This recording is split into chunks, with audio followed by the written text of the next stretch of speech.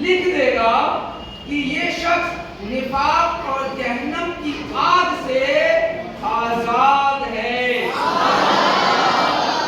ابھی یہی نہیں رکا گیا، آگے معاملہ سنیں، اور اس کے آگے اسے بروز قیامت شہیدوں کے ساتھ رکھے گا۔ صلو علی الحبیب صلی اللہ علیہ وآلہ وسلم۔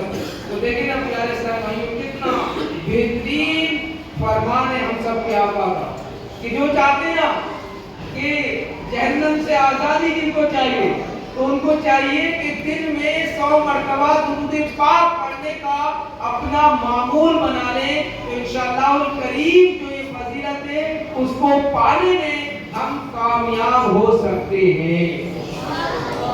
پیارے محترم اسلام بھائیوں، فرمان مصطفیٰ صلی اللہ تعالی علیہ وآلہ وسلم ہے افضل العمل النیت الصادقہ، یعنی سچی نیت سب سے افضل عمل ہے۔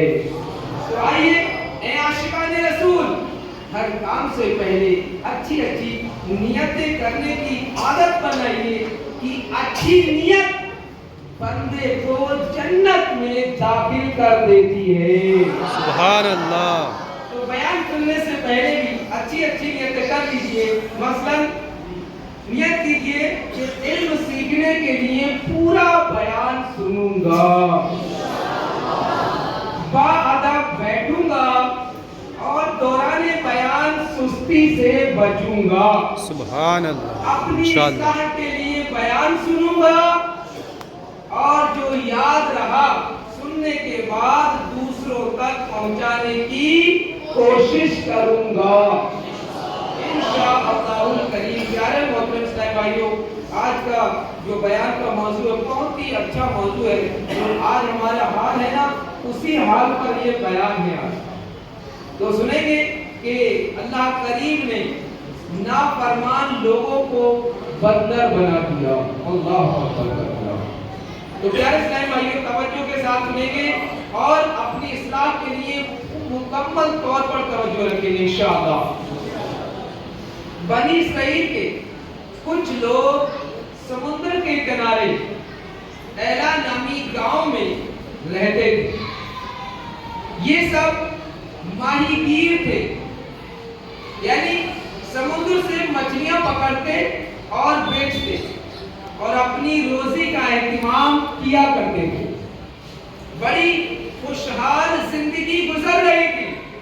پھر قدرت کو ان کا امتحان منظور ہوا، چنانچہ ان کے لیے ہفتے کے دن مچھلی کا شکار حرام قرار دیا۔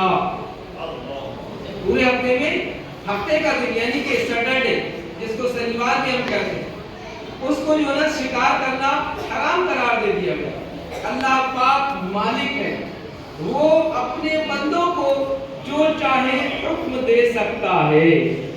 قرآن مجید میں ہے ترجمہ کنز الایمان، اللہ سے اس کام کے متعلق سوال نہیں کیا جاتا جو وہ کرتا ہے، اور لوگوں سے سوال کیا جائے گا۔ لوگوں سے سوال کیا جائے گا۔ اللہ پاک نے بنی اسرائیل پر ہفتے کے دن مچھلی کا شکار کیوں حرام فرمایا؟ یہ اس کی حکمت ہے، وہ جو چاہے کرے۔ ہم بندے ہیں، ہم نے آنکھیں بند کر کے اپنے مالک و مولا کا حکم ماننا ہے اور بس ماننا ہے۔ سبحان اللہ۔ تو خیر، اللہ پاک نے بنی اسرائیل کے لیے ہفتے کے دن مچھلی کا شکار حرام کر دیا۔ اب انہیں آزمائش یہ ہوئی کہ ہفتے کے دن سمندر میں مچھلی بہت زیادہ آیا کرتی، یعنی جیسے یہ معاملہ ہوا تو اس دن یعنی ہفتے کے دن سمندر میں باہر مچھلیاں زیادہ آنا شروع ہو گئی۔ اب اتنی مچھلیاں دیکھ کر ان کے دل للچاتے، جی چاہتا کہ مچھلیاں پکڑیں، خوب بیچیں، خوب نفع کمائیں، مگر ہفتے کے دن مچھلیاں پکڑنا حرام تھا۔ اس پر عمل کر رہے تھے، لہذا دل کی حسرت دل ہی میں رہ جاتی۔ کچھ عرصہ تو انہوں نے صبر کیا اور اللہ پاک کے حکم پر عمل کرتے رہے، پھر انہیں شیطان نے حیلہ سکھایا، یعنی کہ ان کے دماغ میں آئیڈیاز آنے شروع ہو گئے۔ انہوں نے یوں کیا کہ اپنے گھروں کے قریب بڑے بڑے حوض یعنی کہ گڈھے بنائے اور سمندر سے نالیاں کھینچ کر حوض تک لے آئے۔ ہفتے والے دن جب مچھلیاں زیادہ ہوتی تو نالیوں کے منہ کھول دیتے، مچھلیاں ان نالیوں کے ذریعے حوض میں آ جاتی، اگلے دن یہ انہیں پکڑ لیتے۔ یہ بھی اللہ پاک کی نافرمانی ہی تھی، انہوں نے صرف اپنے دل کی تسلی کے لیے ایسا کیا، ورنہ ظاہر ہے مچھلیاں پکڑنا منع تھا، چاہے جال ڈال کر پکڑتے چاہے حوض کے ذریعے قید کر لیتے، دونوں صورتوں میں مچھلیاں تو پکڑی ہی گئی۔ یعنی کہ انہوں نے اپنے دماغ میں یہ خود سے آئیڈیا لے لیا، خود سے ذہن لگا لیا کہ ہم مچھلیوں میں کوئی شکار تھوڑی ڈال کے پکڑ رہے ہیں، بس نالی تو کھینچی ہے ہم نے، پکڑیں گے تو اگلے دن یعنی کہ سنڈے کو اتوار کو پکڑیں گے۔ تو یہ ان کی اپنی چالاکی تھی، لیکن کیا تھا، یہ شیطان کی طرف سے وسوسہ تھا، اسی کی طرف سے یہ آئیڈیا تھا۔